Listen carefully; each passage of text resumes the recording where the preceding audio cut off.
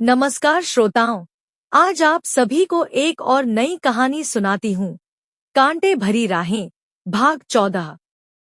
आप सभी से अनुरोध करती हूँ कि हमारे चैनल को लाइक, शेयर, कमेंट्स और सब्सक्राइब कीजिए ताकि मुझे प्रेरणा मिलती रहे और आप लोगों को और भी नई कहानी सुनाती रहूं। सासू माँ सरोज देवी अपने बहू को समझाते हुए कहती है, बेटा, कहते हैं कि भगवान के घर में देर है मगर अंधेर नहीं है।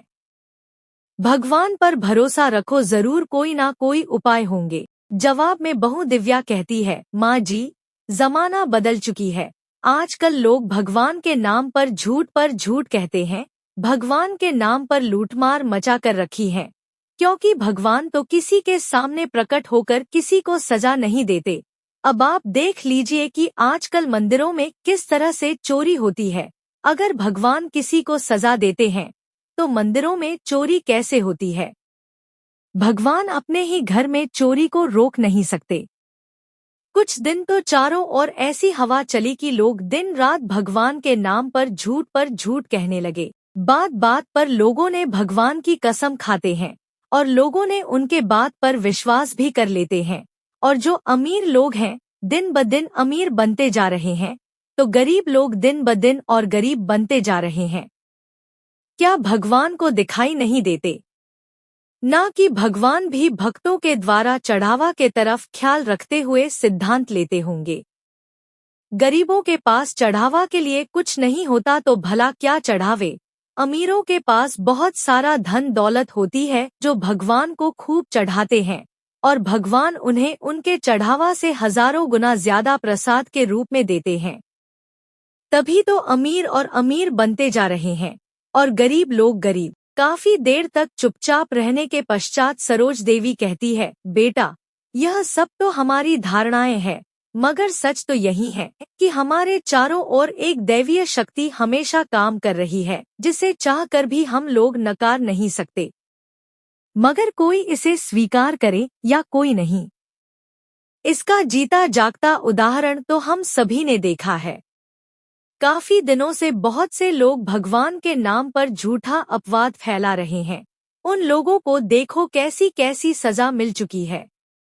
कहते हैं कि जब भगवान किसी को सजा देते हैं तो उससे सब कुछ छीन लेते हैं।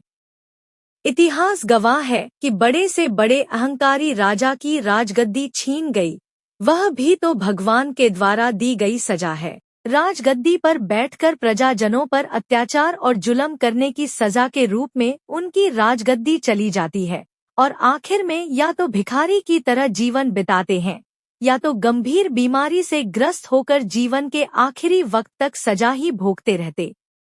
यह सभी जाने अनजाने में किए गए अपराध रूपी कृत्यों का सजा है।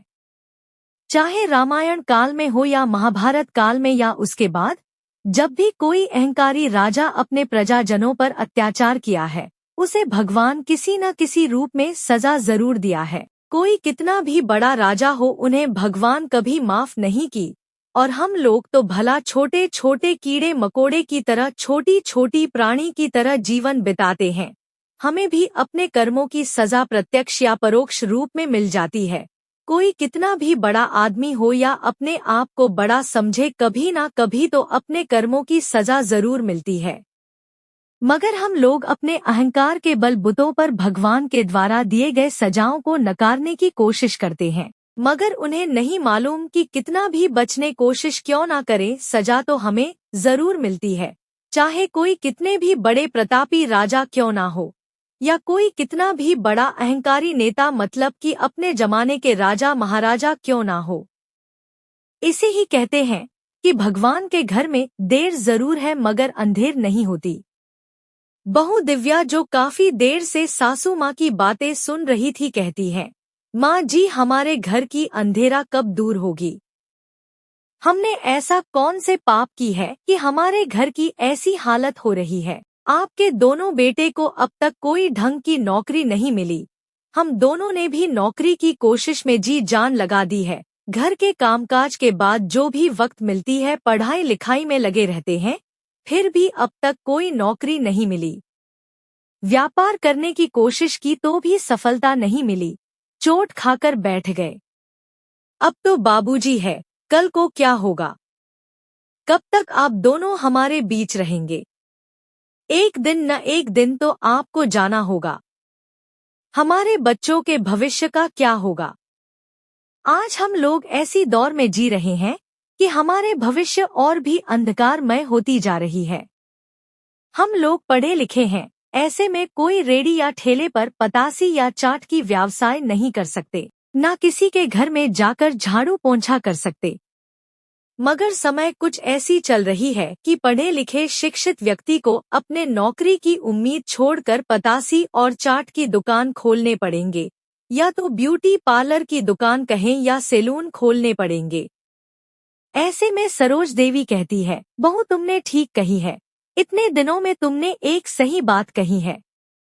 तुम दोनों ब्यूटी पार्लर की कोर्स कर लो ताकि ब्यूटी पार्लर की दुकान खोल सकती हो। आजकल यह न केवल एक बहुत जरूरी बिजनेस है बल्कि बहुत लाभदायक बिजनेस भी है, क्योंकि अक्सर अमीर घर के बहू बेटियां सैलून में जाकर मेकअप करवाती है और बाल कटवाने को तथा और भी बहुत से कामों के लिए सैलून में बहुत से पैसा खर्च करती हैं। ऐसे में उनके एक बार में ही कम से कम 1,000 से लेकर 3,000 रुपया तक चार्ज की जाती है, और अक्सर अमीर घराने के लड़कियां और औरतें इस विषय में जरा भी संकोच नहीं करती।